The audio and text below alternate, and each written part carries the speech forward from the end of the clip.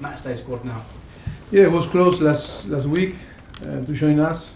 This week was training well. I think I still not decide because I need to check now with Jesus, of course, and the medical staff. Everything after training, because I was directly from the pitch to the press conference, because I am 30 minutes late, and apologize for that. But yes, we started the training a little bit later, but we need to assess all the players now, and they are assessing now the player and see after if we can count with him.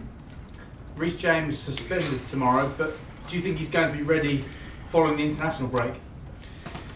I think he was training with the group. It's a shame that he's suspended and is banned for tomorrow. I think yes, we are really happy in the way that he's recovering and after his injury, and he's doing well. Hope after the international break can be available. And Ben Chilwell starting. Sorry, he's available, but after the be suspended, to have the possibility to be involved. Bad news with Ben Chilwell. He's starting his rehabilitation now. Are you any closer to knowing how long he could be out for? Some fears it could be 2 months. No, it's difficult. For me, I am not doctor, and I cannot tell what you are asking me. And I think he's about to judge day by day, and we cannot say the period that he's going to be out. Back-to-back wins now, but the game against Burnley really significant when you consider the fixtures you've got coming up over the next couple of months. Always, every single game is important for us. For us, it's two different things. One is to get the result that I think we need. Another is to settle all our principles and to help the player to arrive in the best and to get the best form that they can. And I think it's two different things, but I think it's always important. Every single game in Premier League is important, and of course tomorrow is going to be a tough game because it's a team that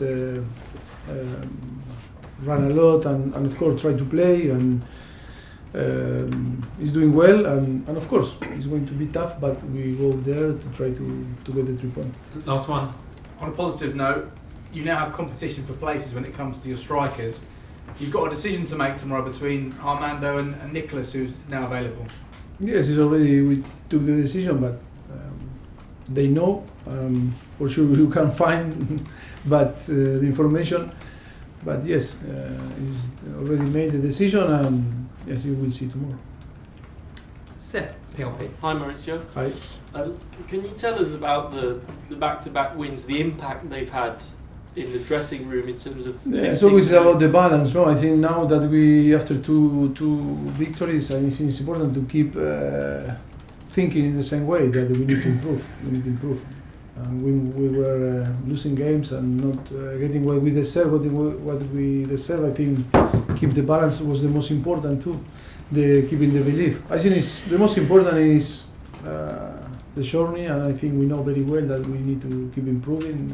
We won 2 games, but still nothing, so far away that in the way that we wanted to play and to perform and to get the result that we want to get on the end. In terms of Marc Cucurella, he's been doing quite well at right back.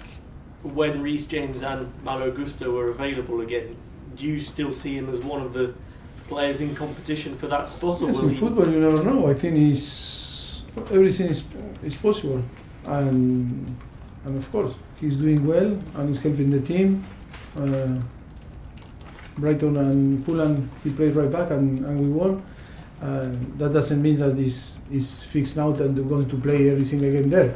But it's about to perform. It's about to the another 2 players to show that they are in condition to fight for the place, and of course to show that they deserve to play. Chelsea haven't had back-to-back wins in the Premier League since March. Is this a key moment good now? Opportunity. Good to know, because I think it's a good opportunity to win again and to feel the victory, and because for us the 3 points are really important. Thank you. Nice. Hi Mauricio, how are you? Can I ask you about VAR, because it's been dominating this week, and I'm sure you've been asked about it a few times. as a football manager, do you still have confidence in VAR? And should the people who are operating it have more? It's two different questions. Yeah, well, I trust in the VAR and how we manage the VAR is. I trust in the car, but the driver is that is the problem. No, I was very critical from the beginning about the VAR many years ago. I think it's good decision. I think this technology is to use. We've crossed the line of not the ball. I think it's important to keep, and then when it's offside also, but to take time is important for the referee. And then maybe we can discuss and argue about if the referee need to be more involved or the referee need to have the last say. It's really complicated to talk about that because I can understand all the situation. I can understand why you asked me about VAR today. Yeah, but it's really, really complicated because if we go back, I think we all suffer. Your analogy with the car is brilliant because my other half of the question was: should the people using it show more common sense when using it? I mean, if you're driving a car, you're using common sense. Human mistakes can happen. Human mistake. I think when the referee made some mistake, I think we all accept that can make a mistake. But when that thing happen in a technology that is involved, the technology is difficult to understand. But we cannot complain. But we can understand that the people can make a mistake. I agree with you. It's not easy, and I can understand all the people that they were talking and was involved in the last week or the last few days, talking about one thing, another, or in different way. For me, it's about to simplify more the situation. After many years seeing how work, I think the most important is to return and to give, the power more to the referees, to accept when is foul, because in life sometimes the perception is different.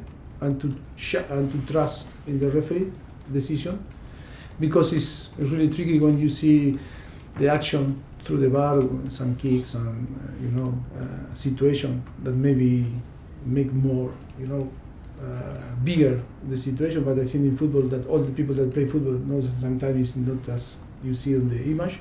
But I think offside, the rule of offside and goal line, that I think to keep. That is going to, I think, is the only two way to keep. And of course, if some aggression, bad aggression, maybe yes can go the bar, but then it's about penalties, about some action during the game is about to judge the referee.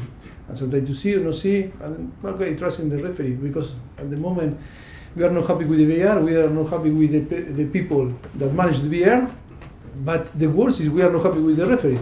That is the problem, and we need to think a little bit in the future, no?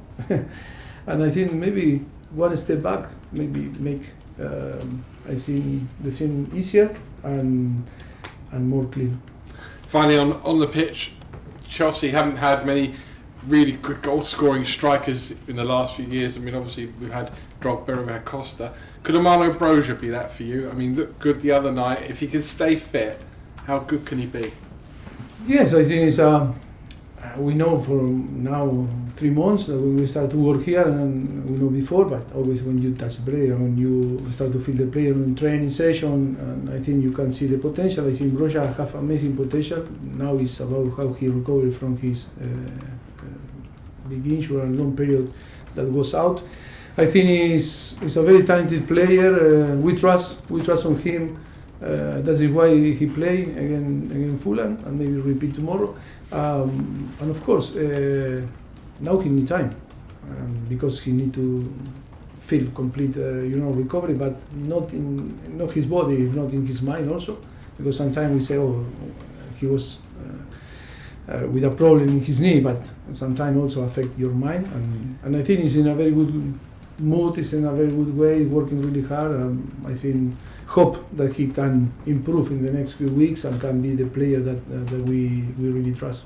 Good luck tomorrow. You're welcome. Thank you. Alex, BBC. Hi Mauricio. Hi. I know you said every game in the Premier League is important, but is this a good opportunity to build momentum? And is it more important to win Of course, now? it's obvious. It's obvious that we want to give the momentum. Yeah. Going into the international break, because you have a bit of a gap until your next. Yeah, yes, to go to the international break with different feeling than the last international break. That is really important for us to win the game, of course. But we need to stay calm until we start the whistle, from the referee and start to play. I think we can not go in advance. I think now we were preparing really well the game, and of course we are going to arrive in our best condition. And then it's about to compete again, a team that is doing well also, and try to be better than them. A lot has been made about Mykhailo Mudryk's confidence. Have you seen a change in him since he got his first goal? Of course, he's improving like all the players. Always it's about time. It's about special circumstances. Every single player has a special circumstance, and we need to understand the circumstance. In 3 months, we try. 25, 26, 27, 30 plus the young kid that arrive to the team to help to train and sometimes are involved. It's a big job to try to understand everyone and to try after to apply all the things that we believe that can help, in an individual way, the player to perform, and then to include this guy to adapt to the collective. And Moises Caiceido, good performance the other night. Are we starting to see the best of him now as he joined the club later in the transfer window? Of course, it's about time, because it's a player that you already know that can perform in the Premier League. But after no pre-season and all the situation that was, involved in the last few months, it's normal that need time to settle, in the new club. Even if you are happy and everything is perfect, always it's difficult to settle. But on the situation that happened with him in the summer, it's normal that now it's like in pre-season.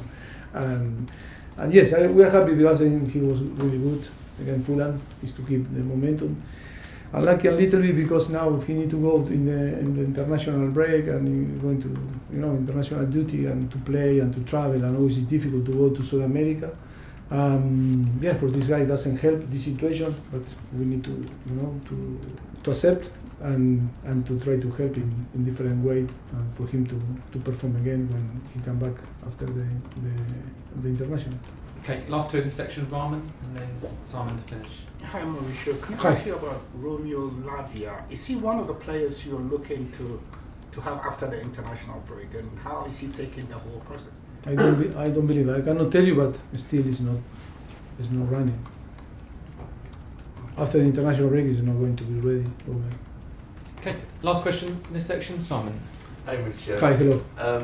Going back to VAR and events this week, Darren England has been taken off Liverpool games for the rest of the season. Do you think that sets a bit of a worrying precedent that a referee can be told you're not going to be refereeing a particular club's games for the rest of the season because of a decision they've made? But I don't believe it was the referee. The guilty is not the referee, no? You are asking me if the referee is guilty of, or they are going to be. He was the VAR, but He was the referee doing the VAR on that game, not referee on the pitch. Okay. That's what Simon was referring to. I don't know the. he will no longer be any Liverpool game. He can't be involved in. I'm just wondering, do you think that's a worrying precedent that a match official can be specifically taken off the club's games? I don't know. I think for sure was a mistake, no? We need to accept the mistake. I don't know if it's a right decision or not. I don't know. I cannot say something, different because I cannot put myself in Liverpool position. I cannot put myself in the VAR referee. For sure, it was difficult.